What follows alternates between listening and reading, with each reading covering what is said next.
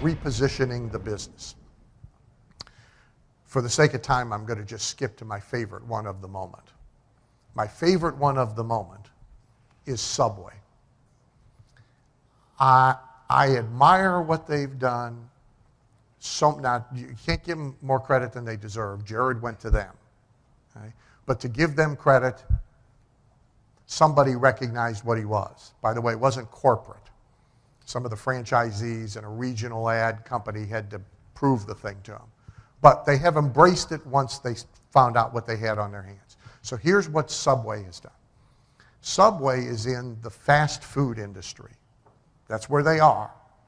So think of everything we've talked about up until now, because it all connects. They're in the fast food industry. They're in the fast food industry with Wendy's and McDonald's and Burger King and Mr. Hero and Pizza Hut, and that's where they are.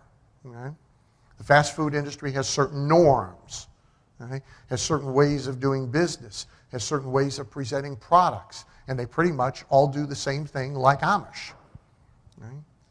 Subway repositioned themselves as a weight loss business. Now, the reason I admire this so much is I always admire sales that requires you to stand in a room alone with a mirror and practice maintaining a straight face when you deliver the proposition. Okay?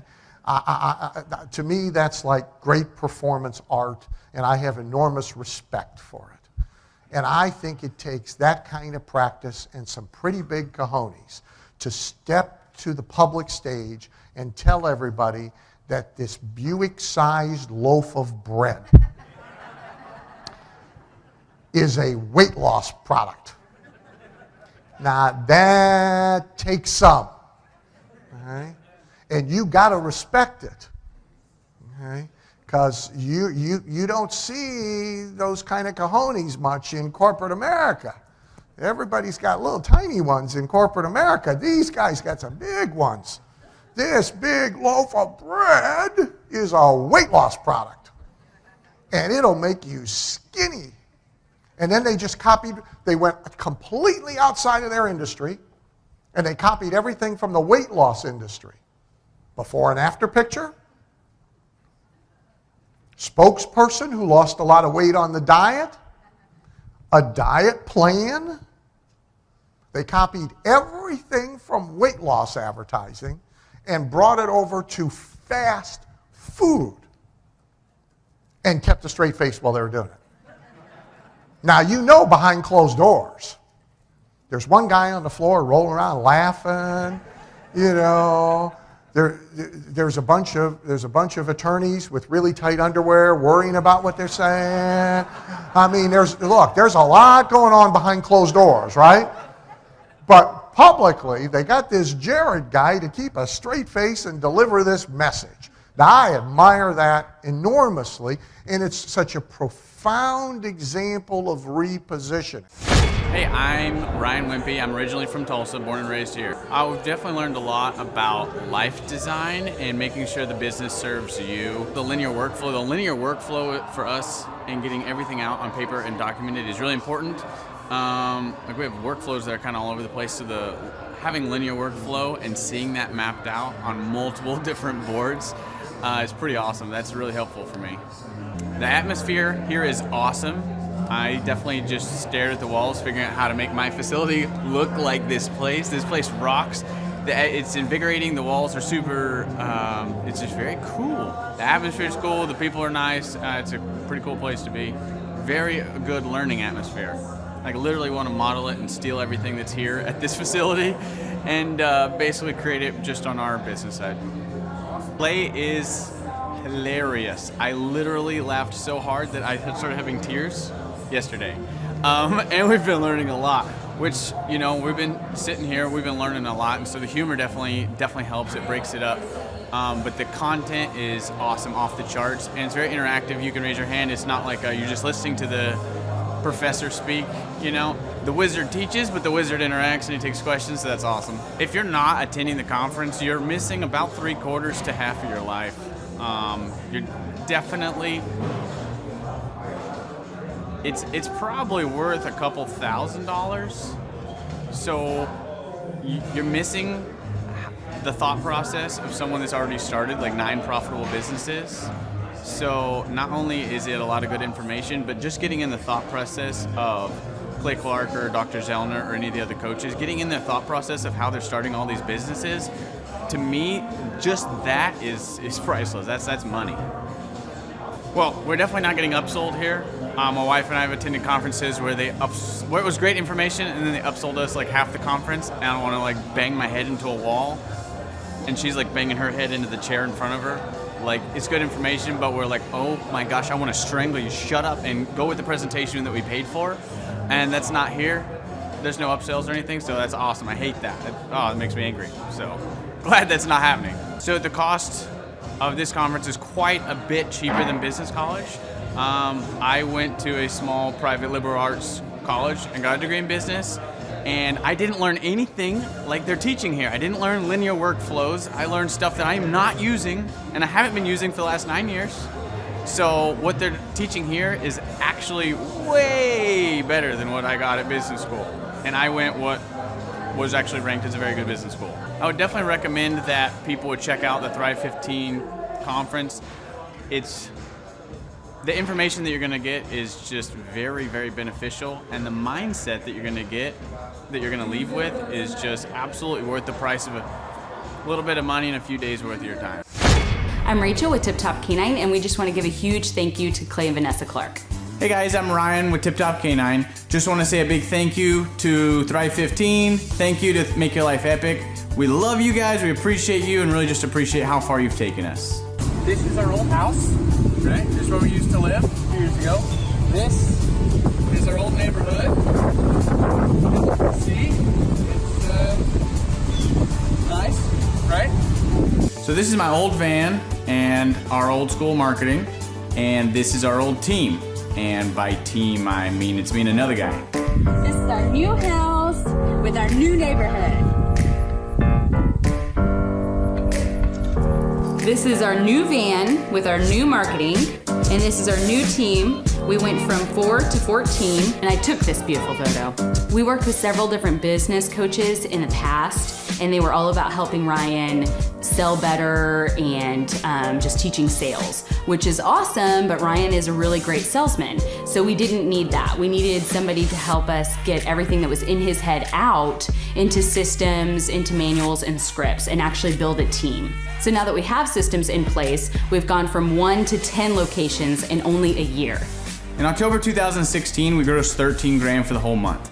Right now it's 2018, the month of October. It's only the 22nd. We've already grossed a little over 50 grand for the whole month, and we still have time to go. We're just thankful for you, thankful for Thrive and your mentorship, and we're really thankful that you guys have helped us to grow a business that we run now instead of the business running us. Just thank you times 1,000. So we really just want to thank you, Clay, and thank you, Vanessa, for everything you've done, everything you've helped us with. We love you guys. Today, for the vast majority of American motorcycle enthusiasts, Harley Davidson is known as the king of America's roads. However, in 1985, the iconic brand found itself within just hours of bankruptcy. Overwhelmed by the Japanese competition, the recession that had hit America, and the onslaught of management missteps, the company needed to change something if it was going to survive. And in 1985, the company did just that. In 1985, Ken Schmidt was hired as the company's chief communication officer and was charged with communicating to both customers and potential investors alike while trying to work with the leadership team to find a new strategy and a path for survival. Ladies and gentlemen, without any further ado, it is my pleasure to introduce to you my good friend, Ken Schmidt. Some shows don't need a celebrity narrator to introduce the show, but this show does. 2 men, 8 kids, co-created by 2 different women, 13 multi-million-dollar businesses. Ladies and gentlemen, welcome to the Thrive Time Show. Now, 3, 2, 1, here we go! Started from the bottom, now we here. Started from the bottom, and we'll show you how to get here. Started from the bottom, now we here. Started from the bottom, now we here. Started from the bottom, now we here.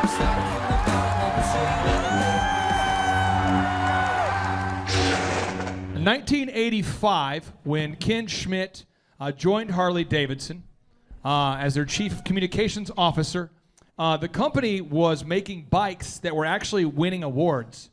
So they were buying into the lie that a great product will sell itself. They won the quality awards. They were focusing on quality, but they weren't selling anything. They weren't making a profit. And that is where Ken started. So ladies and gentlemen, let's hear from Mr. Ken Schmidt. Hey! So Ken, you started from the bottom when the company had great bikes, but you weren't making any money. How did you fix it? I did it all in one day. Wow. Hey, I got a question for you. Where the heck are we?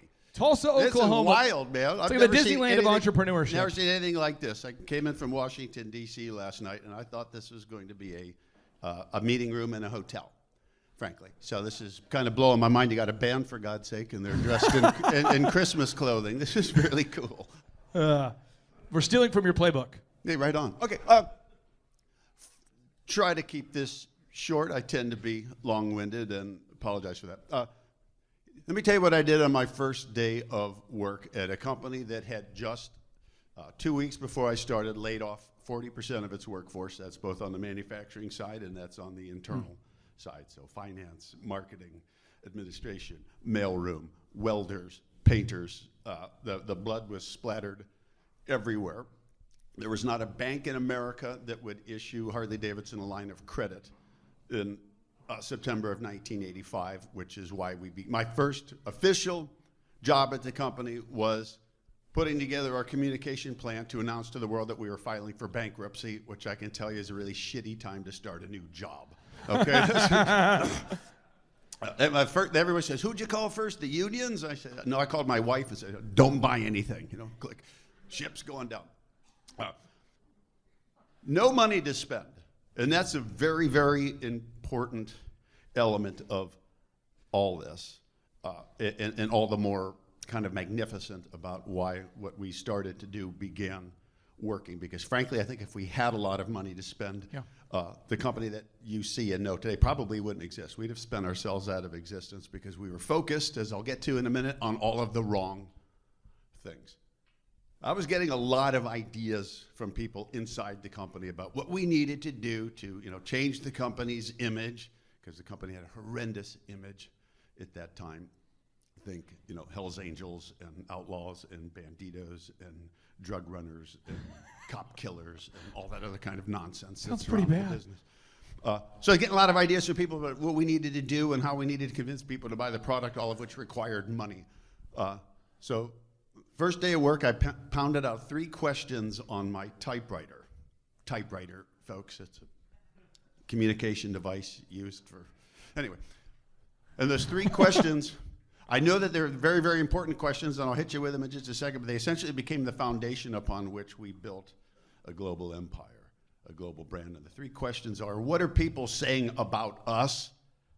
What do we want them to say about us? And what are we doing to make them say it? Ken, I want to ask you this. Yeah. And I want to let Thrivers know, on page 107, if you're following along, Ken asked these 3 questions, and other companies that ask these questions would be Whole Foods.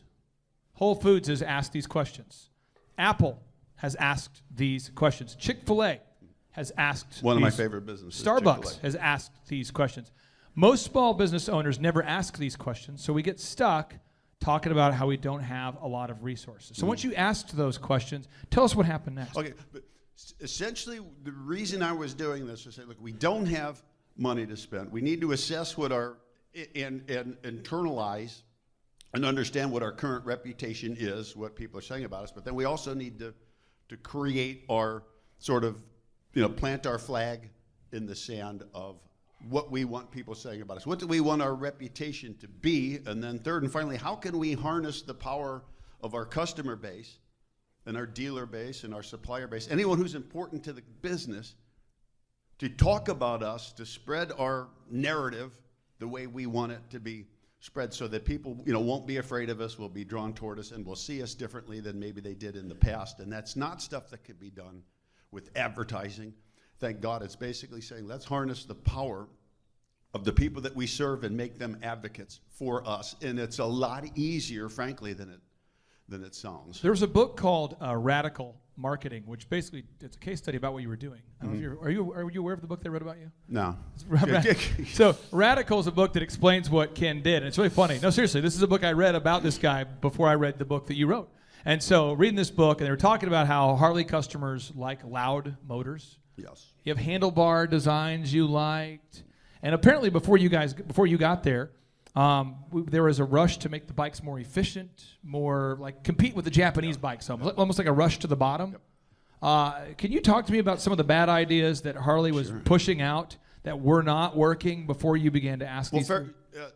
To that point is we learned a horrible but incredibly valuable lesson that the rest of the world, especially people that manufacture, build, or sell a product, either haven't learned or are about to learn the hard way. As we were 100% internally focused, 100%, as we needed to build a product that was, and I need fingers for this, world-class and bulletproof and industry-leading and have superior quality and reliability and quality and all that stuff that people associate with a good product. Because our belief was, geez, the reason people aren't buying our products the way they did in the past is because stuff coming from Japan or Germany was seen as better than ours. So if we made something world class, well, everybody would come and want to buy the American option. Tons of things were done. Tons of improvements were made. Incredible stuff happening in the manufacturing plants that resulted in what you just mentioned. Absolutely world-class products coming out of Harley. And every motorcycle magazine on the planet put us on their covers, and we'd never been on bike magazine covers since like the 1930s because nobody liked us because we sold to thugs and criminals and rapists. Profitable little market niches though, so don't knock it.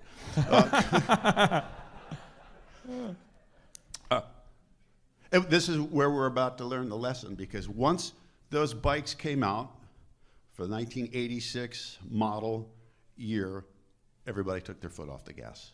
I said, we did it. Woohoo! Like light up the cigars, because there's going to be a stampede of people coming in to buy product, and now we're about to learn the ugly lesson. We're saying there's all this buzz in the market, very, very positive word of mouth. People are interested. People are coming into dealerships that hadn't before. Floor traffic was up and sales went down. 1986 was the worst year in the company's history after the bankruptcy. I mean, it just couldn't possibly be a worse scenario to happen. So that's when a lot of people thought, well, they had their chance. They had their window of time. And I'm talking about people inside the company. We had our chance, we had our time, and we blew it. And the lesson that we learned here, simply put, is if you live by product, you're going to die by product, because you cannot make your product your competitive lever in a world where everyone has competition. Unless you have something that's absolutely brand new that nobody has ever seen before. If you are competing in an existing market and relying on your product, or eventually even your service, to give you your competitive advantage, you're essentially dooming yourself, because you're going up against other businesses that have product that is equally good and a lot of times priced lower. So we made customers, potential customers, focus on our product as our competitive lever. And they all said, wow, this stuff looks really good and it's awesome, but I can get a Honda for 40% of the price of the Harley. Why wouldn't I do that? And we did not have an answer for that. That's why it was the worst year in the company's history. All that investment in product and all that incredible success around the product and making it great brought something into the marketplace that the world saw as great, but on par with everything. Hey, you're back in the game. Awesome. What else have you got? And we didn't have anything else. On page 108 of your boom book, you'll read a Seth Godin quote. And Seth I don't Godin, like Seth. You don't like Seth? Seth said, he said, in a crowded marketplace, fitting in is failing. Not standing out is the same as being invisible. Boring is invisible. Remarkable people and products get talked about. You began to do things that were remarkable, that created a culture, an experience, a people who are willing to get tattoos of your brand. Now, I'm not knocking anybody out here who's a plumber or a dentist or a lawyer, but wouldn't it be cool if people loved your dentistry so much that you come in the next time and they've got Dr. Doug's dental tattooed on their arm. Like, man, you sold out. I mean, wouldn't it be cool if you're Nike, you get people see Nike tattoos, you see Apple tattoos, and so you guys created a brand that was so remarkable that people were willing to tattoo themselves with it. How did you go about doing that? Let me tell you how we did this. The beauty of what we did is entirely born out of failure. And the only reason I say that is because people say, how did you discover all these new ideas to do anything, to do something different? How did you get people to support it and rally behind it? And it was like, because we didn't have any money to do anything else. And secondly, because frankly, we were all fighting to save our jobs. What was it that motivated people? Pretty simple. It's the thought of not getting a paycheck in a city like Milwaukee, Wisconsin, or York, Pennsylvania, where there were no other employers. There's nothing else for people to do. It was awful. So let me tell you another accidental discovery that we stumbled onto by accident that completely changed the trajectory of the business. Because we were getting all these really positive write-ups about product, and because the product really did kick, it was spectacular and beautiful and everything else, we were really challenged by this notion of if we could get people to get on one of these things, take it for a ride, and have the same sort of experience that these guys that these critics at the bike mags are having, well, then they would see how awesome it is. The unfortunate reality was, in the bike market in the mid-1980s, there was no such thing as a test ride. Nobody, no Honda, Yamaha, BMW, Kawasaki, nobody would allow people to take their products for a test ride because there was too much fear of liability. Somebody's going to crash, they're going to sue us, right? And the whole house of cards is going to come tumbling down. We had, thank God, a very different perception of risk management, and it was essentially, we're broke, sue us. We haven't got anything. I want to bring this up real quick because this is powerful. And on page 111, this is an action step you have to do to do what to take what he's teaching and make it practical for your life. That's called a no-brainer. It's a deal so good. I mean, to test drive a Harley for the low cost of free, that seems kind of fun. Mm-hmm. That's not conventional. Dr. Zellner, my partner who you met last night, his glasses, the first pair of glasses and the exam are $99. Doesn't make a lot of money on that deal, but they want you to come back and buy other stuff. Our first haircut at Elephant in the Room is $1. It's a deal so good, how could you say no to it? Everybody in here needs a no-brainer. So on page 111, there are a lot of no-brainers listed for you, and you need to find the one that's going to work for you. But if you guys hadn't done that test drive move, it probably wouldn't have worked out, right? And so here's the big takeaway from that. So we took all of our money that would have been spent advertising. Everybody says it's really hard to measure the effectiveness of advertising. Well, I can tell you this, when you're advertising and selling nothing, it's very easy to put it. Our advertising isn't working. Carry the 1, 0. Very allocation of resources, as they say in accounting spheres. So our idea was, instead of advertising, we're going to lease 2 trucks, 2 semis, and we're going to load these trucks up with bikes, 44 bikes to a truck, take them out anywhere where there's likely to be a lot of blue-collar, metal-bending type people, our traditional customers, and allow anybody with a bike license or anything that, if you kind of squinted your eyes, look like a bike license, put them on the bike and let them go for 15 miles. Detroit, Tulsa, Cleveland, these metal bending kind of old school cities, a lot of people were showing up. They were taking test rides. Better than half the people that showed up, and this was awesome, were rolling up on Japanese motorcycles. And those were people that we could not convert, get them to step up and buy a bike that essentially does the same thing but costs twice as much money. It kind of sounds like zzz. Yeah, zzz, like a sewing machine, like something an old lady would ride. Anyway. I kid the Japanese bike owners. You're awesome. You rock. Don't come near me. Anyway. Just rock over there by yourself. Here's what we start discovering doing the demos. And this is what I say is going to change the trajectory of the business. It's an accidental discovery that becomes the blessing that changes the trajectory of the business. Because larger and larger crowds are showing up to take demo rides, the lines are getting longer. And what do we know about people standing in lines? They don't like to wait for things. So there'd be 10 people standing in line to ride a specific bike. The guy would take the bike, take his 15-mile ride, would get off, and as soon as he'd get off, we'd have our employee volunteers standing here. You'd have the bike right here, and you'd have the person, the man or woman who just got off the bike right there. I think we can all agree this is it's selling dynamics go. It don't get any better than that. Your people, your product, potential customer. 100% of people, as soon as they would get off the bike, would do this. They'd pull their bike off, they'd pull their leg, and they would stare right at us. And the reason they're staring right at us is pretty freaking obvious. They expect us to say something. They expect there's going to be a conversation here. But what we found is anytime we started talking to this guy, the people standing in the line would start bitching. Come on, let's go. Boo, get it moving. So then we say, well, look, if we know everybody either wants to say something or wants to ask a question, let's figure out a way to do this as quickly as possible, because it would be stupid to not listen to what these people have to say. And this is when the clouds open and literally the hand of God reaches down and saves the business. Because we invented, and about the time it took me to just tell that story, a question that people could answer very quickly. And the question we asked everybody is, what do we need to change on this bike to get you to buy it? And here's where we make the discovery. The discovery is 100% of human beings standing next to another human being and asked a question will answer the question. Ooh. When's the last time you filled out a survey card? When's the last time you filled out a survey card in your hotel room?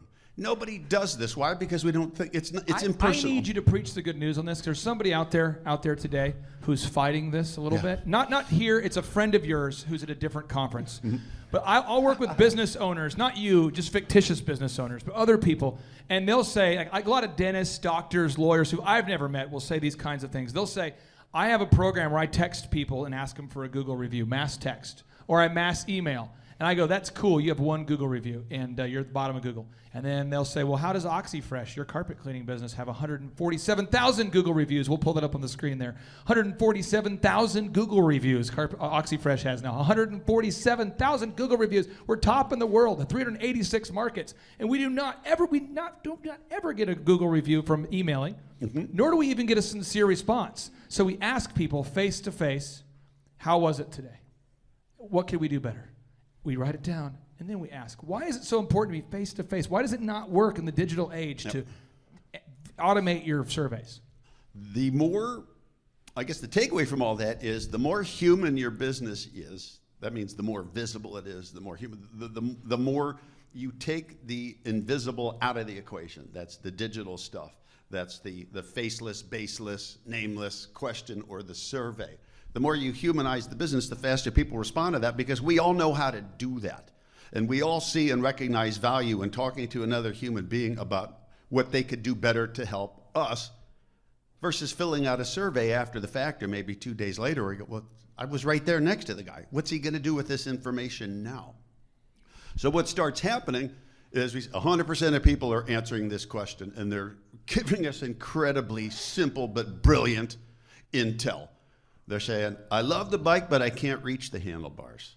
Could they be higher? Could they be lower? Could they be wider, narrower? Could they be curled back? Could the seat be higher? Could the seat be lower? Could the foot controls be further forward, further back, longer, shorter? Harley's a metal bending business. So the question comes down, what are people asking us to do? Is bend metal the way they want it bent. What are they saying they will do if we bend it the way they want it bent? They're saying that they will buy it because it'll fit their body, for God's sake. Why aren't we doing this? We had like 12 varieties of handlebars in 1985. There's probably 300 varieties of handlebars. It's one phone call. Start bending them this way. Click. Guys in the plant hit a few buttons on the CNC machine and the bars come out this way. Almost immediately, word of mouth in the industry starts going in a completely different trajectory. And media and bike mags are writing about this because no businesses were doing that at that time. They're gathering customer intel, and here's the important thing, doing it right in front of customers so that they can see you doing this, asking the questions, gathering that intelligence, but we're also seeing a result and seeing the result pretty quickly. A few months later, there's stuff coming out into the market, and we're not saying buy this stuff because it's cool. We're saying this is what you asked us to do. And this is what we're doing. We're listening to you. We ride with you. We can't succeed without you. All messaging was about the rider or the potential rider, taking the focus away from the product and putting it on the person that we wanted to sell the product to. Let's think about what you learned and how it affected the actual dealerships. Yeah. Because we go to page 112 of the Boom Book. How many people, by show of hands, have a brick and mortar company? How many people have a service where you go out to someone's home, you go there? Okay, so for OxyFresh carpet cleaning, the business that I've helped coach for years, we were showing that to you. We've now top in Google in the world for the phrase carpet cleaning quotes. A lot of people said, we would like, these are face-to-face conversations, we would like it if you would have uniformed people showing up to clean our carpets. And we'd like it if the uniform, if it was a nice uniform, if they showed up on time, if we could book a time and they were on time. If they would ever take a shower previous to coming over, that would be awesome. If they could use less water so my carpet wasn't wet, for a week. If you guys could find a way to do that. If we could schedule online, and if you see page 112, there's a big checklist of things you can do, specific things to create this kind of wow experience. But how did the feedback you got from the bikers, how did that work its way into the dealership experience? How did you change that? Pretty easy, because as we're standing, this was literally when we were doing these demo rides and taking these trucks out with a small band of employee volunteers. This was literally the first time for most people that in most markets that we went into that motorcycle people could stand toe to toe with people from quote unquote the factory. So now I'm talking to factory people here at Harley. I mean, it blows my mind that wasn't happening, but it wasn't. We sold a product, dealers bought the product, and they resold it. So now they're standing toe-to-toe with people from the factory, and they can see that these people from the factory are asking them questions about this thing that we do and how we can do it better and serve people better. And people were really digging that, but a lot of feedback we were getting from people was, I'd really like to buy the product. And it was mostly men at this time, and it's kind of important to realize at this time that the single largest hindrance to motorcycle ownership wasn't ability to ride a bike, it was spousal or important other approval. And my wife will not enter a Harley dealership with me because they look horrible. They look scary, they're full of criminals and thugs and drug runners, right? Selling these unreliable products. All this ugly stuff surrounded the most important part of the business, the point of the sale. So we get in a meeting room like this full of our dealers who are literally hanging by a thread. A lot of them filed for bankruptcy. A lot of them lost their franchises, second, third, even fourth generation people. The ceiling's about this high. 90% of people in the room are smoking. It's hot. It's kind of a hostile environment, and we have to get in front of them and say, look, you're scaring people away. You are scaring people. They're not comfortable with this environment. People that are curious that want to come in are not coming in. And of course, they didn't take that feedback very well because it was basically blaming them for the problem. But we said, but what if, because we're positioning the product that we sell as a premium product, which is a fancy euphemism for really frickin' expensive. If we're going to be selling something that's premium, the environment has to reflect that. We have to have that initial visual connection that, like, wow, this is high end, this is really cool. And we didn't have that. And this is how this plays out. We get two dealers, one in Milwaukee and the other in Kansas City, to agree to work with us to completely revitalize their retail environment. And yeah, this is expensive, but nowhere near the kind of money that people spend now. But for businesses that are hanging by a thread, asking them to make these investments was huge. Right. So we helped these first two. We're going to do these as a test. And what we're going to do is we're going to change the physical environment of this. Most dealerships didn't have paved parking lots, okay? I mean, that's an automatic. We work with these two stores, and every week, every Friday, we would send a telegram. That was our mode of communication with our dealers at that time, because most of them would not buy fax machines, and this was pre-internet. We send everybody a telegram of just bullet points. Here's everything that happened this week in these two stores. Here's the problem that we ran into. Here's how we solved that problem. Here's how much this cost. We're going to be as transparent as possible. Here's why this happened. Here's why this worked, why it didn't work. After about 12 months of this, the projects are done. The new stores are done. The employees in the stores, and this is really important, are trained to not push product, but instead to welcome people and delight them. These first two stores completely recoup their investments in a very difficult market in less than 18 months.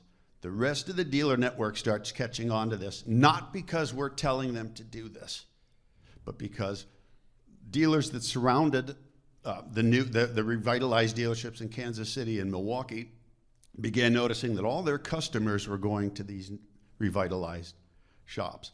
So the message became pretty clear that, oh God, I need to do this or they're going to siphon away all my customers.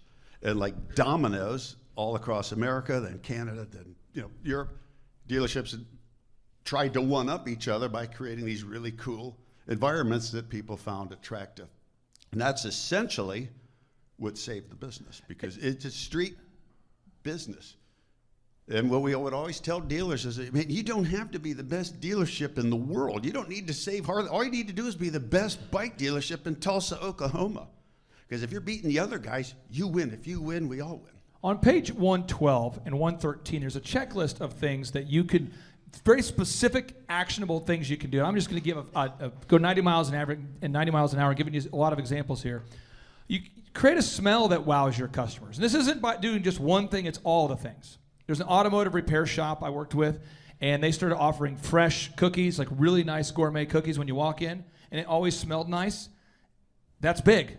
People came back for that. They mentioned that. Totally non-expected. Right. The sights, the visuals. We put pictures of old-time cars. We did a 1950s kind of theme. So the sights, the sounds. The playlist used to be no music or weird music. We had to come up with the sights, the sounds, the smells.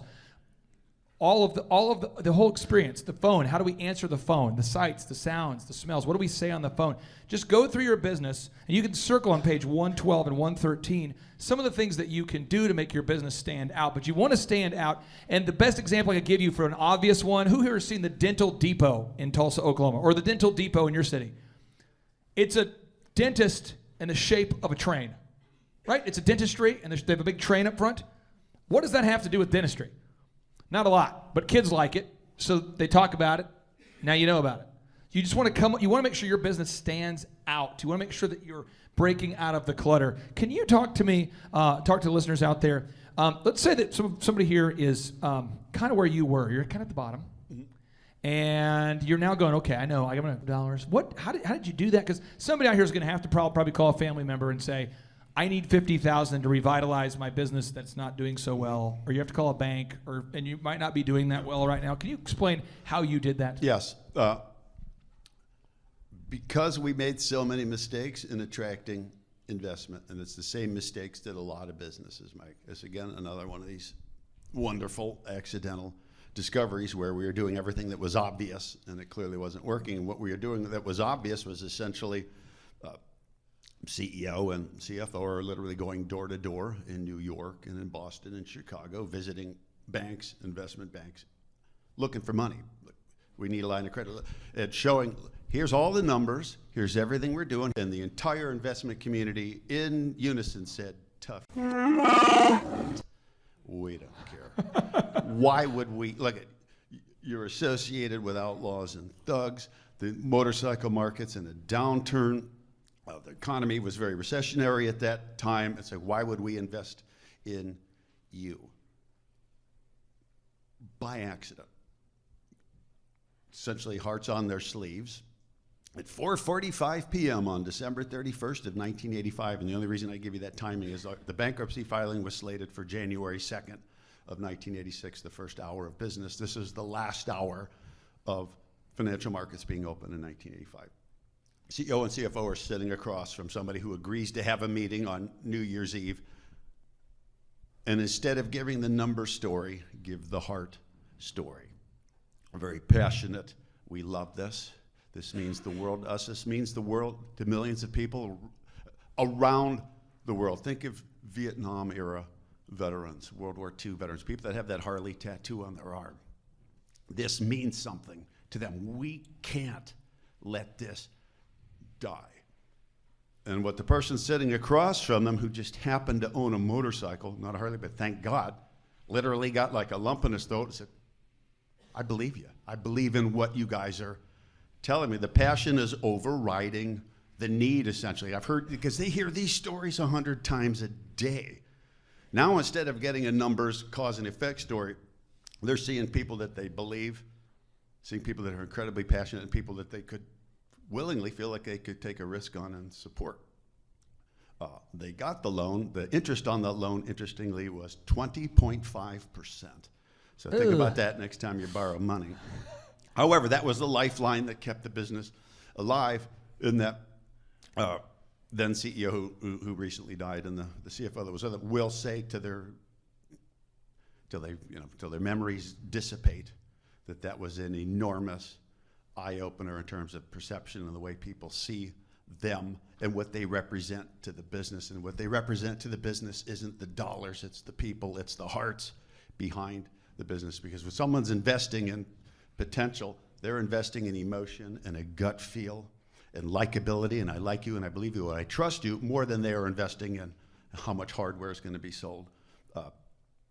How much debt do you have? Those kind of questions. It totally changed the conversation.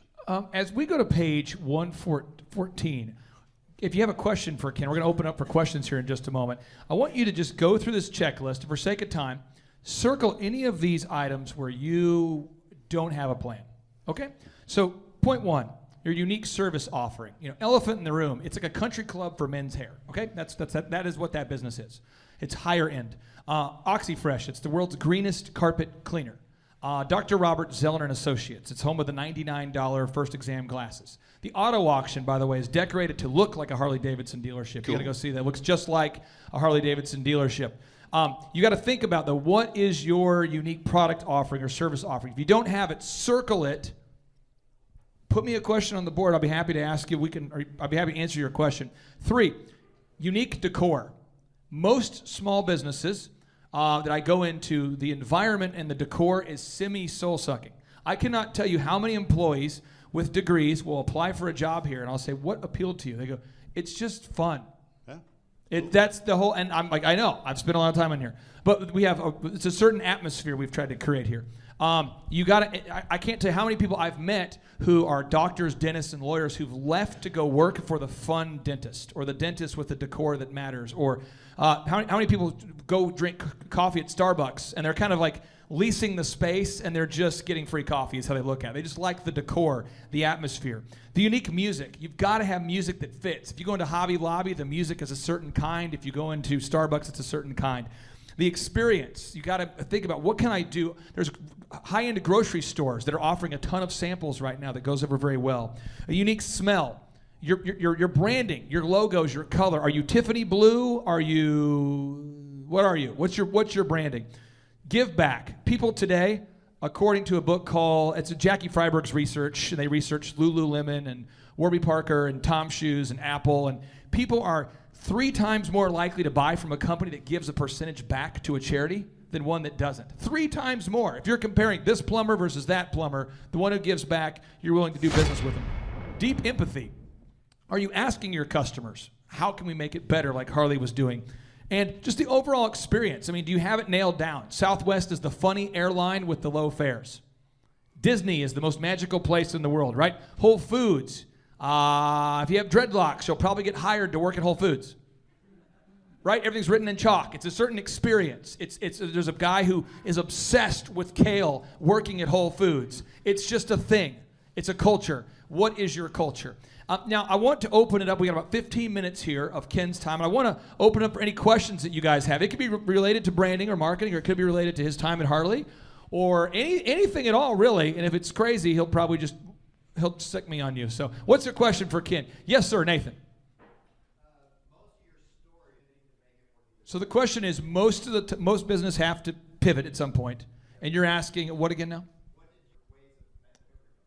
That's a great question. And yes, there was a little luck in there, but not luck in terms of, we had Lucky Charms. Luck was more that we took what we were beginning to see and actually acted on it instead of doing what most businesses do, which is continuously talking about acting on it and then never actually doing it. The fundamental change, the fundamental pivot point in your vernacular was when we were out doing those demos and we found that people want to see us succeed. And when we were asking them questions and involving them in the process, What do we know about people? People support what they help create or feel they help create. So if they're involved in the process of changing the product or changing the service or changing anything, they're going to come back for more of that. And we begin sort of thinking to ourselves, sort of like, because all we've ever done is glorify product and talk about features and benefits of product and how the product is made, because that's what we thought we were supposed to do, and that's what all of our competitors do. Let's talk about the iron, the steel, how the metal is bent, how the welds are done, how the paint's put on, how much torque you're getting, all that. Never dawned on anybody that that was not creating any demand for us whatsoever, because that's the way everybody does it. There's nothing different about that. There's nothing unique. There's nothing really sellable about that. What we found, though, is because larger crowds kept showing up, is that this human side of the coin, which was the side that we never bothered looking at, was more attractive to people than just the product side of the coin.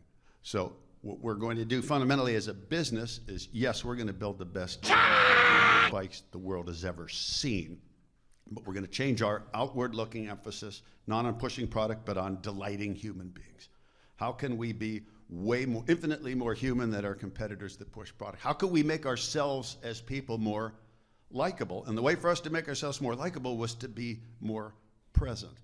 It was to get in front of the people that we hope to serve, let them see us serving them, and let that word of mouth, let those people tell their friends. And that's exactly what happened. The pivot point that launched, though, was we found we began doing a way better job of relating to potential customers and riders than we were doing inside the company. There's a fundamental rule that says the way people see your business is a direct reflection of your internal culture. So there was a disconnect, and we were awesome at relating to customers, but we didn't talk inside the company to each other very well. So we were saying, look, if we're making the needle move by getting in front of the people that we hope to serve in the marketplace, that's what we have to do on the inside. I need to delight. If I'm in the parts department, I need to be delighting the people in the engineering and the manufacturing departments. They're my customer. I need to get in front of them, ask how I can serve them better, ask what we can do together better, what an absolute mind-blowing success would look like to them so that I can provide that to them. As that begins to take hold, and with executive leadership, CEO banging on this over, we're going to be visible, we're going to get in front of people. I, as a leader, am going to make good and make sure that everybody in the business is doing this. Once that took hold, the world saw us for who we were, right? The culture reflected the reality. This is a very human business, a very caring business, a more likable business. At the end of the day, to the point you just made, if you're just a little bit more likable than the people you're competing against, you win 100% of the time. Because you can't sell me anything I can't get from somebody else for less money. But if I like you a little bit better, I'm coming your way. I will say that there's a notable quotable from Seth Godin that somebody needs to hear today. He says, if you're remarkable, it's likely that some people won't like you. That's a part of the definition of being remarkable. Nobody gets unanimous praise ever. The best the timid could hope for is to be unnoticed. Criticism comes to those who stand out. So as an example, if you voted for Obama, you didn't vote for Trump. And quit saying you're moderate, because you voted for one of them. And so you can't sit there and go, I'm kind of in the middle, because you'll never win. So have you ever heard a Harley? I mean, you can tell it's a Harley. You know it's a Harley. And some people are like, I would never drive a Harley. That's okay. They don't need everybody to like them. They just need some people to love them. And so you've got to figure out your unique value proposition. There was a plumber we worked with in San Jose who realized that no one in town knew who he was. So he auto-wrapped all of his vehicles in neon green. And his whole theme was, we'll save you green. You call us, the service call is free. So we'll show up on time. The service call is free. So you don't have to wait on us. We'll get there. It's a free service call. When we get there, we'll diagnose the problem. If you want us to fix it, we'll quote it right there. But if not, we won't, you're not going to wonder what's the bill going to be, but it's free to come out, And they're neon green. And he'd gone into bankruptcy twice. And I talked to him and I said, why did you finally auto-wrap your vehicles neon green? He goes, well, I thought about it like 2 bankruptcies ago. but I just didn't want to be ever made fun of. I didn't want to be cheesy. And then my wife was like, we are lucky to be in business this third time. We need to stand out. And so there's somebody out there fighting that idea. Like, you kind of have an idea of how to stand out, but you're kind of afraid to do that. And Harley has done a great job with that. What other questions do you have for Ken Schmidt? Anybody? Yes, in the back, Mr. Scott, I believe, and then we'll go to you, sir. Correct. Humanity. Remember I said that the product was seen as awesome and dealership floor traffic went up, but people weren't pulling the trigger. And then we're asking dealers, like, why can't you close the deal? Using all the selling vernacular. Why can't you make the sale? Why can't you close? Did you tell them about the quality? I said, of course we told them about the quality. You tell them about all these awards we got. Of course we did. So why aren't they pulling the trigger? And I said, because they can't justify the cost. Like, what are we really paying for here? And that's really sort of the pivot point where it's product to product. You couldn't win on a dollar standpoint. Our stuff was like 50 to 60% more to do the exact same thing. Go forward. So the decision, well, do we have to lower our price to compete on product, which of course is a sucker's game, it's never going to pay out for us, or do we find this different way to compete? And management hated having these discussions with us. They hated it because they were manufacturing people, manufacturers, engineers, finance people who grew up in a world of product. And geez, the product speaks for itself. You know who says the product speaks for itself? A jackass. All right? I mean that. They do not. Anybody that believes that is screwed. You might as well pack it up and go home. The world has never worked that way. I'm gonna heal somebody out here that needs a healing. Here we go. I've run into a lot of people that have a really cool product they've made, like a hair product or a product, a new shampoo or a new widget, and they say, I'm going to sell it on Amazon to make millions. I'm like, I just want to throw it out there for you. If you're going to try to compete on price up there, you will lose all of your savings, and then you'll say you're right. And I've had so many people call me back 4 or 5 years later going, I got killed on Amazon. You've got to find a different way to stand out in this cluttered commerce. You have to stand out. You can't be the lowest price. That's what you're going to die. Unless you can be. Unless you're like Walmart. Yeah, Walmart is scaled to do that. That's like the only example. I mean, Faith, I think it's Faith, right? You had a question, sir. How did those big pivot conversations go with key players? Initially, those discussions went pretty horrible. Because essentially what we were looking to do is entirely reinvent the business in a very short time frame. Because at that point in time, by the mid-'80s, the company's over 80 years old. It's one of the oldest manufacturing companies in the world, building motorcycles. So that everybody working for the business knew just one thing: build product, sell product, service product. So asking people that are dyed-in-the-wool product people that radically changed the approach of the business was not being well received. And it wasn't being well received just because we were asking people to change their approach. It wasn't well received because of where the message was coming from. And where the message was coming from was, quote unquote, the corporate office. You're the ones that screwed up the business. You're the ones that drove it to bankruptcy. So why should we believe anything? Why should we listen to you? That was the pushback. Remember I mentioned the two model dealerships that we built. We learned to shut up. So dealers listen to other dealers, just like welders listen to other welders. So we're going to put these dealers up. We're going to make them the focal point of the discussion of the challenges they had, but also the results that they had. And once they started putting up charts that looked like this, everybody put their cigarettes down and pulled their pens out and started scribbling. Oh, this stuff works. I need to do this. That's essentially the pivot point. So now they're getting a believable message from a believable source.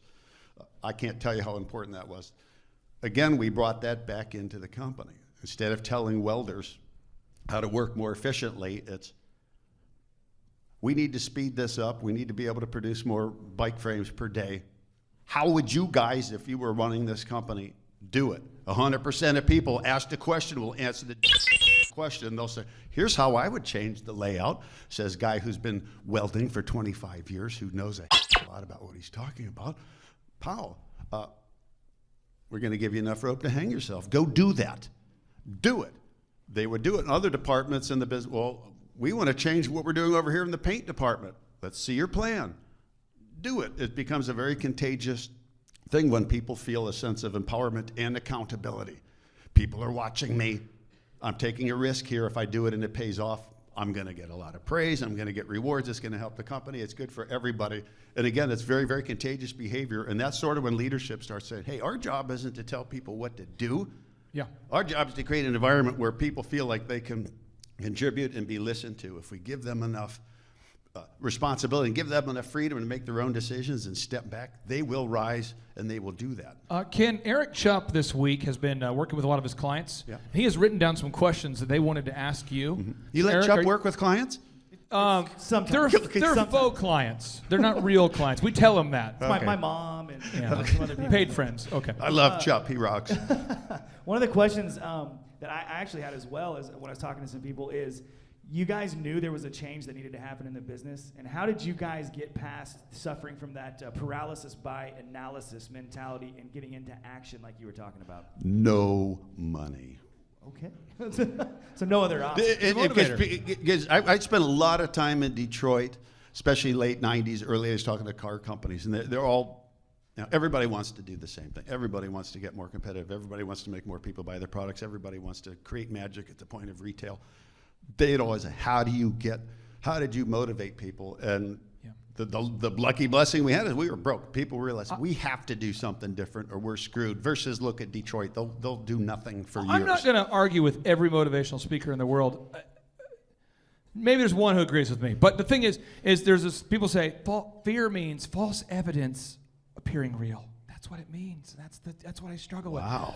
Well, growing up without money, to me, it's always meant for real evidence appearing real. Like, I have no money, so I'm going to get 3 jobs. And people typically don't look for a breakthrough until a breakdown. They like to get to the very bottom, to their last dollar, to their last day, to the last, divorce, pre-divorce thing, right to the end of the last counseling session, to the end of then like, I need help. And I think the sense of urgency that they felt at Harley was caused by for real evidence appearing real. It wasn't like this false fear. It was going to end. And I think a lot of small business owners, we think we have longer than we have to make it work, but we got to make it work. We got to have that sense of urgency. Chuck, you have a couple more And questions. also there's that internal sense of optimism. Things are going to turn my way because I work so hard and I believe so much in this that people are going to see that and they'll see us for who we really are, and then we're going to rock and roll. Law of attraction. Yep.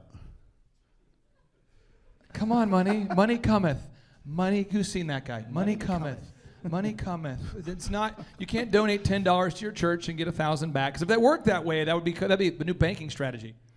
Let's donate all the money to the church and get tenfold return. Stop that. I know we're in the Bible Belt, but stop donating and getting tenfold returns. You got to sell something. Back to you, Chuck.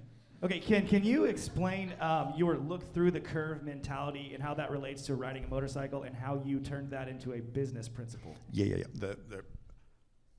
Anybody here who owns a motorcycle, anybody here who's ever raced a motorcycle knows that one of the first lessons they teach you, let's say that we're riding a bike and we're whipping down the road on a long straightaway and we see like a 45 or 90 degree turn. That's a hell of a sharp turn. Most people's brain says, look at the turn.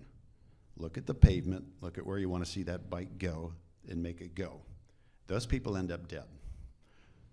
The rule of motorcycle is you don't look at the turn, you look at the exit of the turn. You look past the turn because the bike's going to take you where your eyes are looking. You look at the exit instead of what's straight in front of you, that's where the bike goes.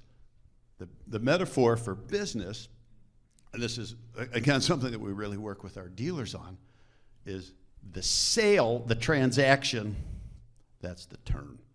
That's the point. That's the obvious challenge in front of me. And what most people focus on is the turn, not what's past the turn. So you say, what's past the turn here? What's past the turn is what that person that you're selling to or trying to sell to or having this discussion with, that's what that person is going to say about you to somebody else. What do I want this person to say? They're not going to talk about the transaction. Okay? They're going to talk about who's behind the transaction. We know this.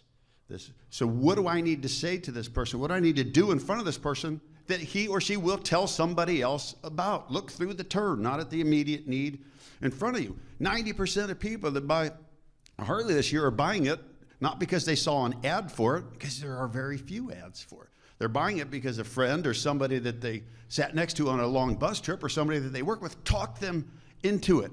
That's through the turn. That's the person that we serve delivering the message to somebody else, building our reputation and building demand. Ken's going to be speaking tomorrow. I just want to throw this out there. If you have any questions specifically for Ken that didn't get answered during this session, you can write your question on the board over there and then just put a little dash Ken. And Harley, you can move that board so we can free it up there. And you can put Ken dash in the question. We'll make sure, because tomorrow we're going to do a little Q&A until our brains explode. But Marshall, you had one more question. Here we go, Marshall. Marshall's very tall. I'll give you the mic. Here we go. Ken, especially with Harley, it's a huge organization when you're coming into it, and you are shifting the culture, you're shifting the core values, right? And so there's multiple layers in order to communicate it through, right? Right. And some people were on board, some people were not on board with the shift. How did you guys make the decision when it was time to keep beating it into their skulls to adopt this new culture? Or how did you decide when it was time to bring in somebody new that shared those core values? How do you decide between adopting new culture and or firing and bringing in new people? Great question. Here's what the culture looked like then. You had probably 60% of the people that work for the company were right around age 50. So these people who are very, very invested in the business, been there a long time, have been doing things the same way their entire career. A lot of them started when they were 18 years old. Then you had people my age, people at 30-ish, getting involved in this, who want to start doing all this stuff differently. So there's an immediate clash between these kind of young lions who want to do it differently and these old guys that say, stop messing with me. I just want to ride out my time until I can retire. What we know about people is that we do what the boss tells us to do only when the boss is looking. Otherwise, we do what the boss does. Everybody that works for a living mirrors the behavior of their superior, of their boss, however it is you define that. So simply, learn the hard way like everybody else does, saying, from now on, we're going to be customer focused. Well, go make it happen, guys. And it goes nowhere. As we model the behavior of our superiors, if we're going to change the culture, that means the people that are most responsible for that, being leadership, need to be the most visible, passionate advocates for the process as humanly possible. They're the ones that other people are going to model. We very quickly found pockets of tremendous success in the business. I mentioned it a second ago, like the welding area, the painting area, where people were taking responsibility for what they were doing. Other people saw that. Hey, we want to do this too, but we also saw other people, other departments that for whatever reason were unwilling to change, weren't showing up at meetings. And I need to tell you, this was a union environment. So when people were coming in for these meetings about how they were going to be changing their work areas, they're doing this on their own time, which in a union environment typically doesn't happen. Again, they want to save their jobs.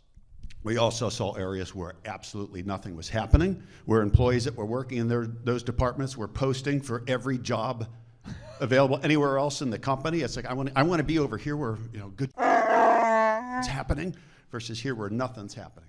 100% of the time, it was very easy to identify the source of the problem, and that was a leader, manager, team leader, department head who simply wasn't buying in. That's old guard and do it the way we've always done it. Screw these guys, they don't know what they're talking about approach.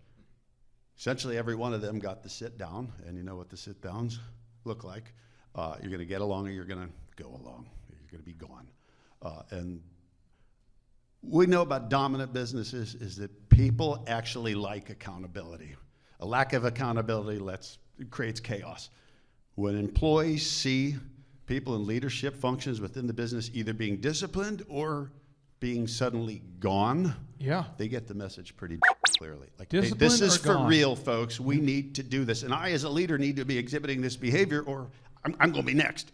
People bought in. And once the tide changed, and once the world suddenly fell in love with us, every media outlet in the country said, look at what this company's doing, all this really amazing, very, very human, very, very simple stuff, and look at what the results are. Obviously, morale goes up, more people support it. Hey, how can I get involved? I want to do stuff too. I want to get promoted. And I want to be seen as somebody different tomorrow than I am today. Well, what do I need to be doing different to get the promotion, to get the pay. Thrivers, what we're going to do here is we're going to take a break till 10:20, but I want to make some housekeeping notes. Ken will be speaking tomorrow. We come back from the break, we're going to be talking about branding. Anything you need to know about branding, improving the image of your company. We're going to take a break from 10:05 to 10:20, and then Paul Hood is going to be serving lunch today, I believe, from courtesy of Los Cabos. That food will be served, so Paul will be coming up at 11 to speak with us a little bit there today. But let's hear it for Ken Schmidt, everybody. Thank you. Thrive Nation, if you're out there today and you're saying to yourself, well, what do I need to do as a result of what I've just learned? Well, let me give you an action list of action items that you can actually do as a result of what you've learned here today. Action step number 1. Take time to interview at least 100 of your current customers.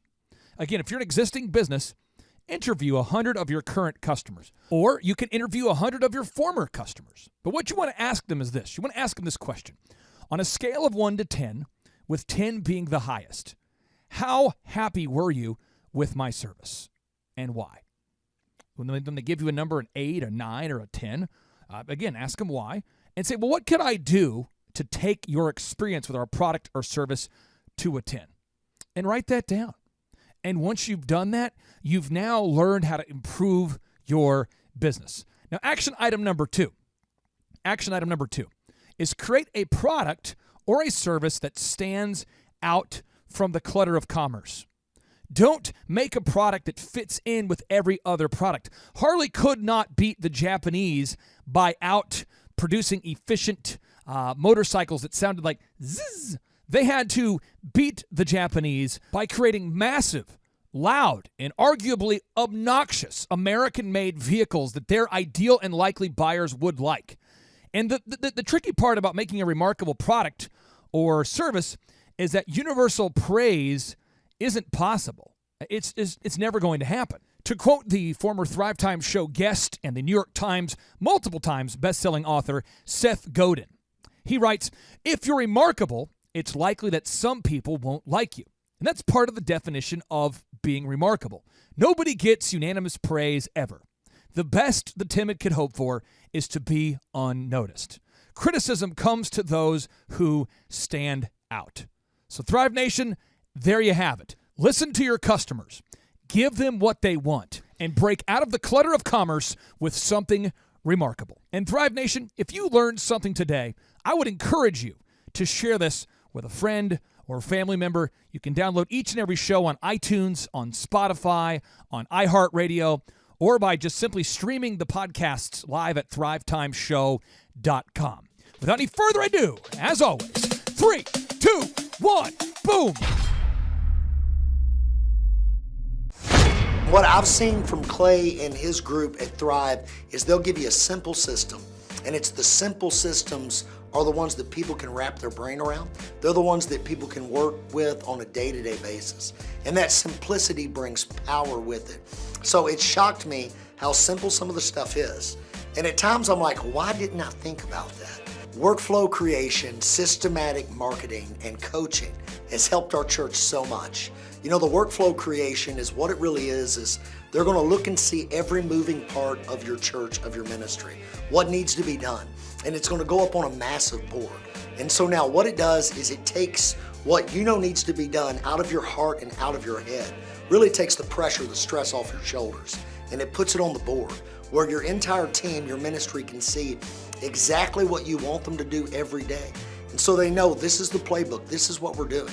And then there's laser sharp accountability with a meeting afterwards. Did it get done or not? I'll tell you, it's changed the way we execute as a church so fast. And it's produced really an excitement because people they want to get done. If they know what they're supposed to do, a good person wants to get it done. It's been massive for our team. The systematic marketing has really been like this. In the past, we used to market and we would try something. I've done everything, billboards, ads, mailers, internet, Facebook, but we would run something for so long and then we wouldn't see that it was producing the results we want. Instead of staying consistent, we would jump to another horse. Then we would jump to another horse. And what systematic marketing does is it makes you pick some things and stick with it. And then the coaching is massive. And I think having a coach that looks and sees what you're doing and can come help you make small adjustments. I believe those small tweaks, once he gets everything set up, those small tweaks can make massive differences. And a great coach doesn't even have to play your sport, right? Doesn't even have to do what you do. A coach has an eye to see things that you can't see, or to see it from a different angle.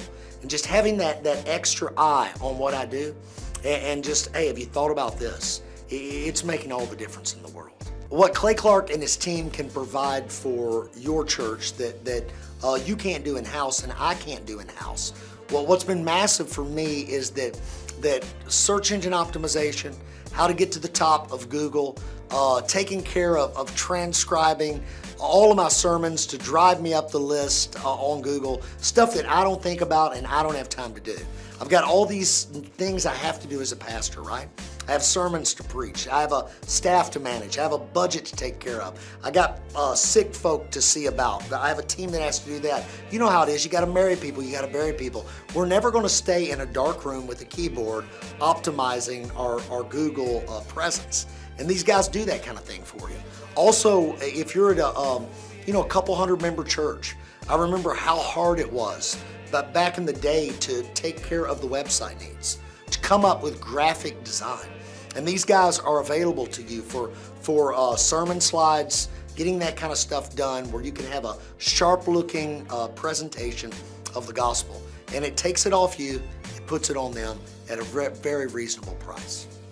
I really believe Clay Clark and his team can help a church with limited resources in a big way. I know what it's like to be a church of limited resources. My wife and I, we walked into a town where we didn't know anybody. We had a Bible and we just had a few bucks in our pocket. And somebody introduced us to a couple of families. We started going there. So I know what it's like to be a church of 2, and I know what it's like to be a church of 2,000 in 2 different campuses now, 1,000 apiece, and everywhere in between. So I love churches at every level. I believe God wants them all to grow. And I think about the needs I had back in the day, the lack of direction I had. Man, I was working 80 hours a week all the time, but a lot of times I was a shotgun instead of a rifle. I think when you start, you can really hone in with the right coaching. You can get a lot of your different needs met in one place instead of having somebody on marketing and somebody on showing you how to do systems and somebody on graphic design. Thrive can do a lot of that for you at a very reasonable cost. I think it's a great place to invest in the life of your ministry. I'm telling you, I think you can get the results you want with the coaching here faster than any other way. It's going to be powerful. Hello, my name is Charles Kolaw with Kolaw Fitness. Today I want to tell you a little bit about Clay Clark and how I know Clay Clark. Clay Clark has been my business coach since 2017. He's helped us grow from 2 locations to now 6 locations. We're planning to do 7 locations in 7 years and then franchise. And Clay has done a great job of helping us navigate anything that has to do with like running the business, building the systems, the checklists, the workflows, the audits, how to navigate lease agreements, how to buy property, how to work with brokers and builders. This guy is just amazing. He's this kind of guy has worked in every single industry. He's written books with like Lee Crockrell, head of Disney, with the 40,000 cast members. He's friends with like Mike Lindell. He does Reawaken America tours where he does these tours all across the country where 10,000 or more people show up to some of these tours. On the day-to-day, he does anywhere from about 160 companies. He's at the top. He has a team of business coaches, videographers, and graphic designers and web developers, and they run 160 companies every single week. So think of this guy with a team of business coaches running 160 companies. So in the weekly, he's running 160 companies. Every 6 to 8 weeks, he's doing Reawaken America tours. Every 6 to 8 weeks, he's also doing business conferences where 200 people show up, and he teaches people a 13-step proven system that he's done and worked with billionaires, helping them grow their companies. So I've seen guys from startups go from startup to being multimillionaires, teaching people how to get time freedom and financial freedom through the system. Critical thinking, document creation, putting it into organizing everything in their head to building it into a franchisable, scalable business. Like one of his businesses has like 500 franchises. That's just one of the companies or brands that he works with. So amazing guy, Elon Musk kind of like smart guy. He kind of comes off sometimes as socially awkward, but he's so brilliant and he's taught me so much.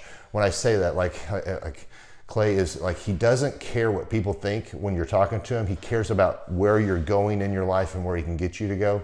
And that's what I like most about him. He's like a good coach. A coach isn't just making you feel good all the time. A coach is actually helping you get to the best you. And Clay has been an amazing business coach. Through the course of that, we became friends. I was really most impressed with him is when I was shadowing him one time. We went into a business deal and listened to it. I got to shadow and listen to it. And when we walked out, I knew that he could make millions on the deal. And they were super excited about working with him. And he told me, he's like, I'm not going to touch it. I'm going to turn it down, because he knew it was going to harm the common good of people in the long run. And the guy's integrity just really wowed me. It brought tears to my eyes to see that this guy, his highest desire was to do what's right. And anyways, just an amazing man. So anyways, impacted me a lot. He's helped navigate anytime I've got nervous or worried about how to run the company, or navigating competition and an economy that's like, I remember we got closed down for 3 months. He helped us navigate on how to stay open, how to get back open, how to just survive through all the COVID shutdowns, lockdowns, because our clubs were all closed for 3 months, and you have $350,000 of bills you've got to pay, and we have no accounts receivable. He helped us navigate that, and of course we were conservative enough that we could afford to take that on for a period of time. But it was, anyways, great man. I'm very impressed with him. So Clay, thank you for everything you're doing, and I encourage you, if you haven't ever worked with Clay, work with Clay. He's going to help magnify you, and there's nobody I have ever met that has the ability to work as hard as he does. He probably sleeps 4, maybe 6 hours a day, and literally the rest of the time he's working, and he can outwork everybody in the room every single day, and he loves it. So anyways, this is Charles Cola with Cola Fitness. Thank you, Clay, and anybody out there that's wanting to work with Clay, it's a great opportunity to ever work with him. So you guys have a blessed one. This is Charles Cola. We'll see you guys. Bye-bye.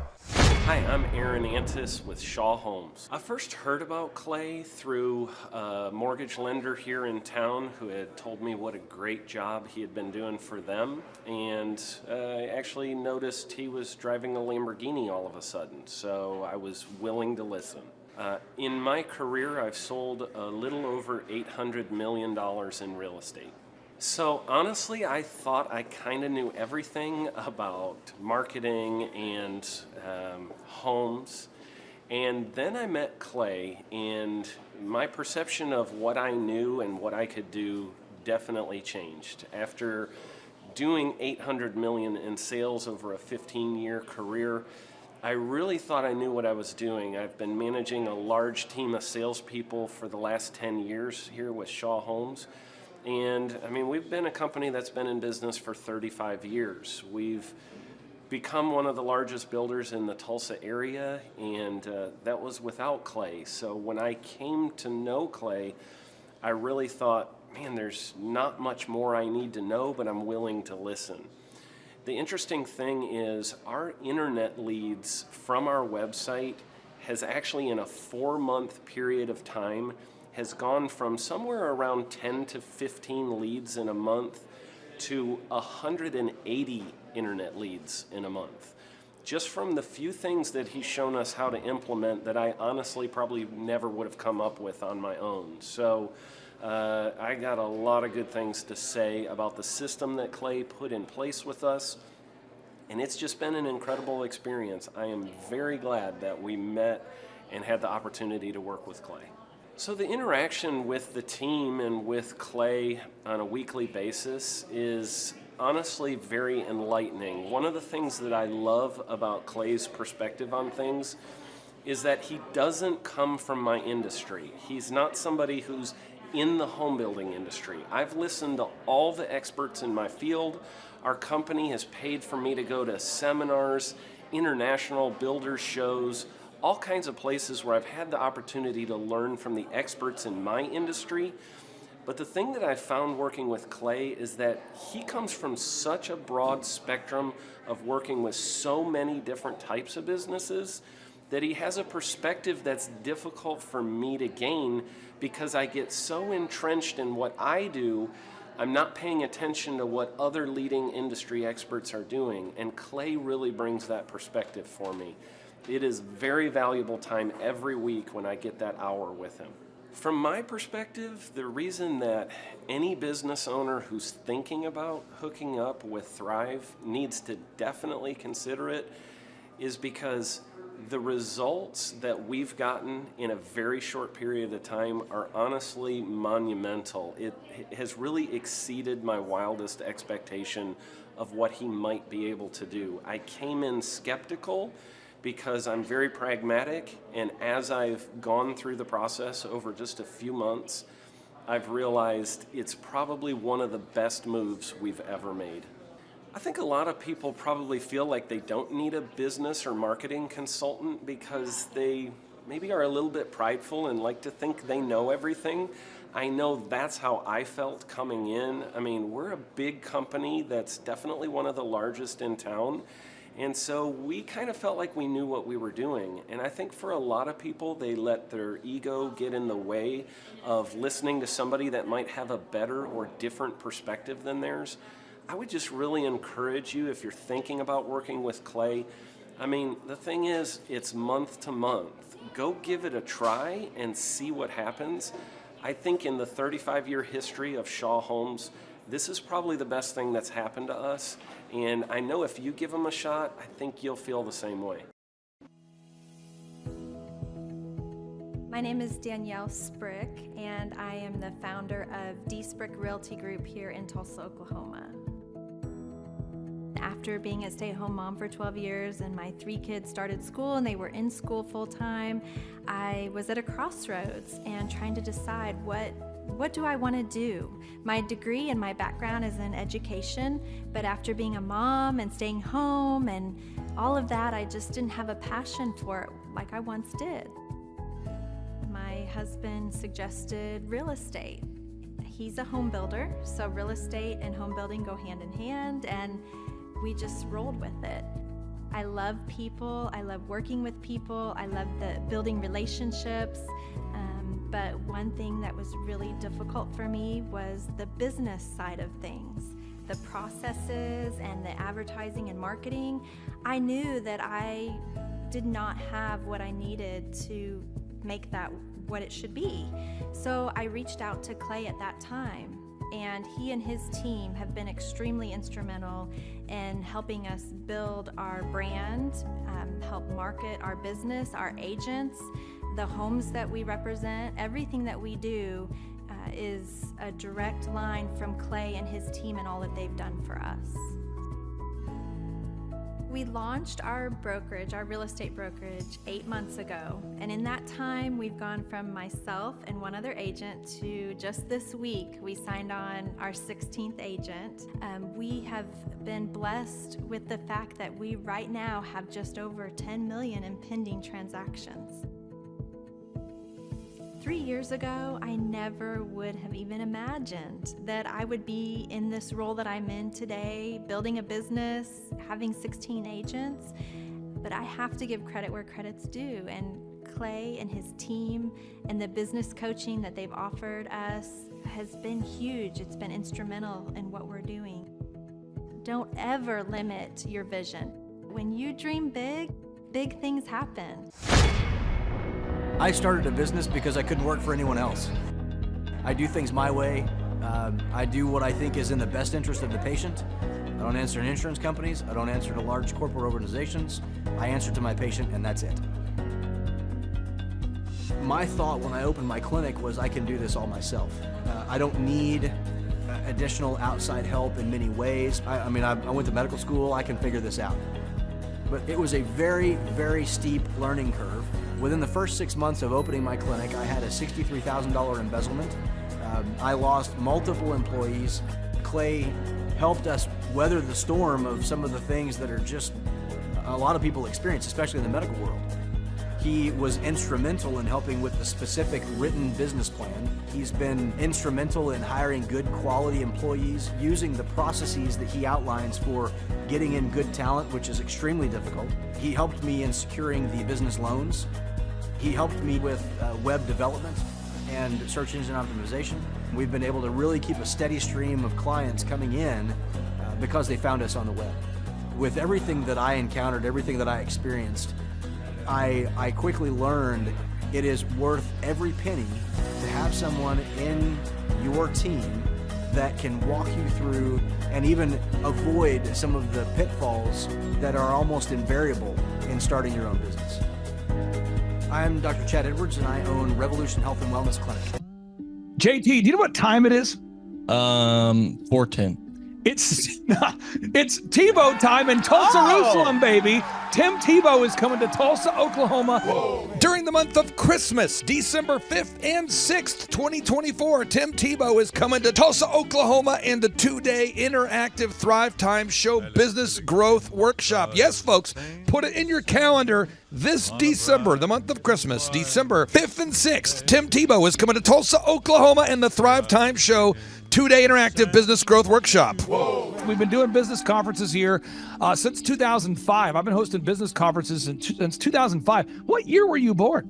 1995. Dude, I've been hosting business conferences since you were 10 years old. And a lot of people, have followed Tim Tebow's football career on the field and off the field. And off the field, the guy's been just as successful as he has been on the field. Now, the big question is, JT, how does he do it? Well, they're going to have to come and find out because I don't know. Well, I'm just saying, Tim Tebow's going to teach us how he organizes his day, how he organizes his life, how he's proactive with his faith, his family, his finances. He's going to walk us through his mindset that he brings into the gym, into business. It is going to be a blasty blast in Tulsa, Jerusalem.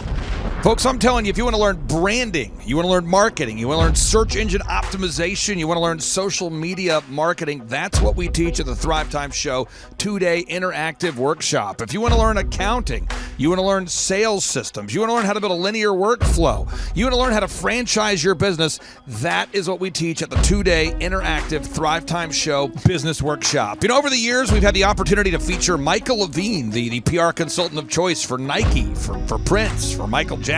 We've had the top PR consultant in the history of the planet has spoken at the Thrive Time Show workshops. We've had Jill Donovan, the founder of RusticCuff.com, a company that creates apparel worn by celebrities all throughout the world.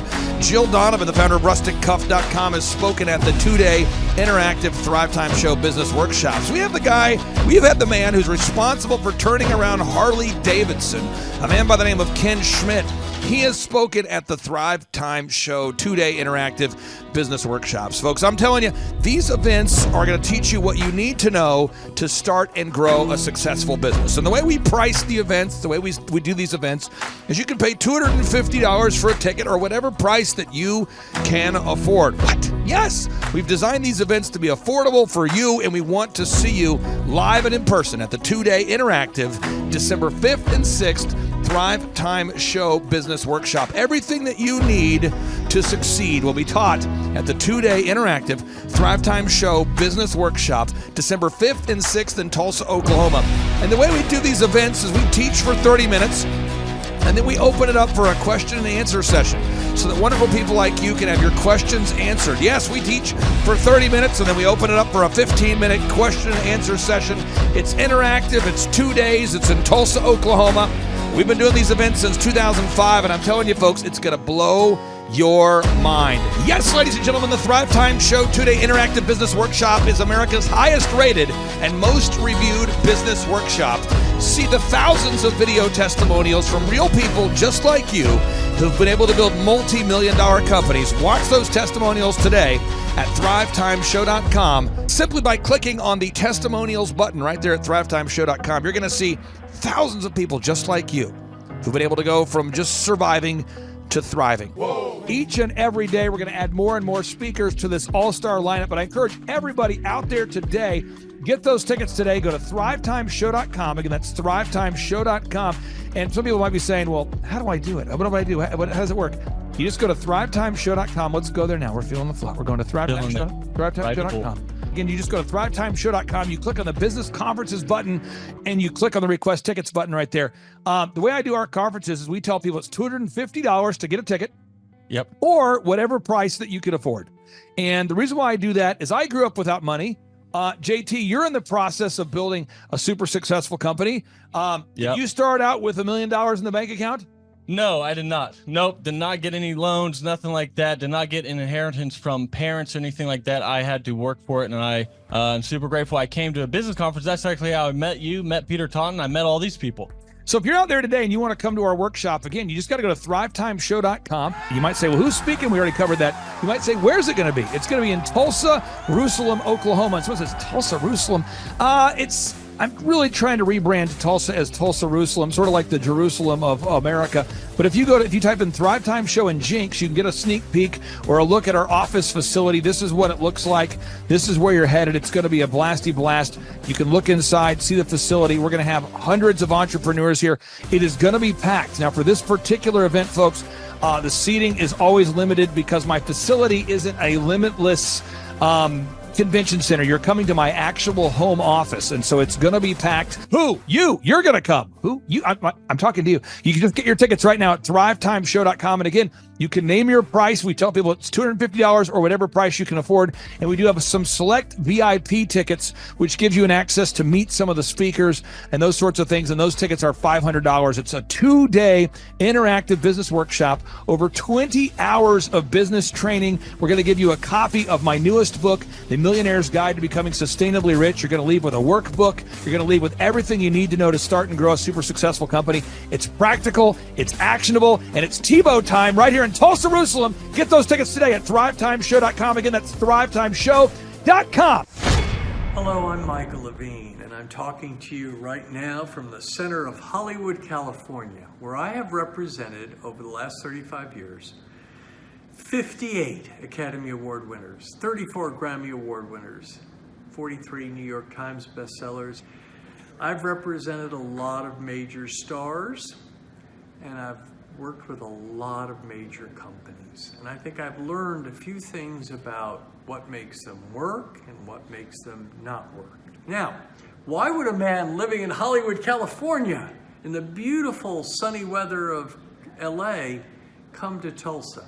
Because last year I did it, and it was damn exciting. Clay Clark has put together an exceptional presentation, really life-changing, and I'm looking forward to seeing you then. I'm Michael Levine. I'll see you in Tulsa. Thrive Time Show 2-day interactive business workshops are the world's highest rated and most reviewed business workshops because we teach you what you need to know to grow. You can learn the proven 13-point business systems that Dr. Zellner and I have used over and over to start and grow successful companies. I mean, we get into the specific steps on what you need to do to optimize your website. We're going to teach you how to fix your conversion rate. We're going to teach you how to do a social media marketing campaign that works. How do you raise capital? How do you get a small business loan? We teach you everything you need to know here during a 2-day, 15-hour workshop. It's all here for you. You work every day in your business, but for 2 days you can escape and work on your business and build these proven systems so now you can have a successful company that will produce both the time freedom and the financial freedom that you deserve. You're going to leave energized, motivated, but you're also going to leave empowered. The reason why I've built these workshops is because as an entrepreneur, I always wish that I had this. And because there wasn't anything like this, I would go to these motivational seminars, no money down, real estate, Ponzi scheme, get motivated seminars, and they would never teach me anything. It was like you went there and you paid for the big chocolate Easter bunny, but inside of it, it was a hollow nothingness. And I wanted the knowledge, and they're like, oh, but we'll teach you the knowledge after our next workshop. And the great thing is we have nothing to upsell. At every workshop, we teach you what you need to know. There's no one in the back of the room trying to sell you some next big get-rich-quick, walk-on-hot coals product. It's literally, we teach you the brass tacks, the specific stuff that you need to know to learn how to start and grow a business. And I encourage you to not believe what I'm saying, and I want you to Google the Z66 auto auction. I want you to Google elephant in the room. Look at Robert Zellner and Associates. Look them up and say, are they successful because they're geniuses, or are they successful because they have a proven system? When you do that research, you will discover that the same systems that we use in our own business can be used in your business. Come to Tulsa, book a ticket, and I guarantee you it's going to be the best business workshop ever, and we'll even give you your money back if you don't love it. We've built this facility for you, and we're excited to see you. And now you may be thinking, what does it actually cost to attend an in-person 2-day interactive Thrive Time Show business workshop? Well, good news. The tickets are $250 or whatever price that you can afford. What? Yes, they're $250 or whatever price you can afford. I grew up without money, and I know what it's like to live without money. So if you're out there today and you want to attend our in-person 2-day interactive business workshop, all you got to do is go to thrivetimeshow.com to request those tickets. And if you can't afford $250, we have scholarship pricing available to make it affordable for you. I learned at the Academy, Kings Point in New York. Acta non verba. Watch what a person does, not what they say. Whoa. Good morning, good morning, good morning. Robert Kiyosaki, the Rich Dad Radio Show. Today I'm broadcasting from Phoenix, Arizona, not Scottsdale, Arizona. They're close, but they're completely different worlds. And we have a special guest today.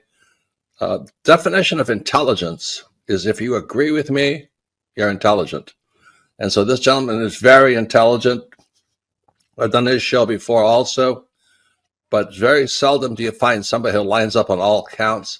And it's a Mr. Clay Clark. He's a friend of a good friend, Eric Trump. But we're also talking about money, bricks, and how screwed up the world can get in a few and a half hour. So Clay Clark is a very intelligent man, and there's so many ways we could take this thing. But I thought, since you and Eric are close, Trump, what were you saying about what Trump can't, what Donald, who's my age, and I can say or cannot say? First of all, I have to honor you, sir. I want to show you what I did to one of your books here.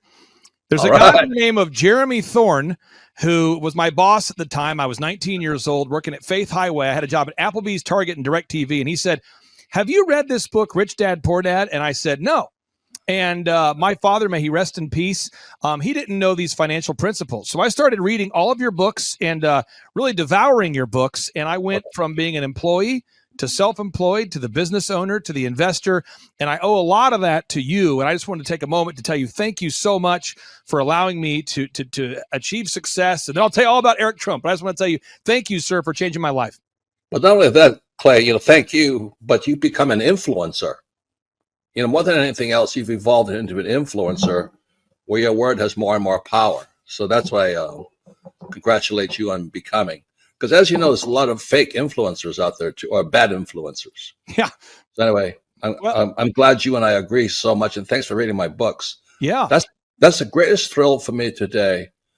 Not a thrill, but recognition is when people, young men especially, come up and say, "I read your book, changed my life. I'm doing this, I'm doing this, I'm doing this." I learned at the Academy, Kings Point in New York.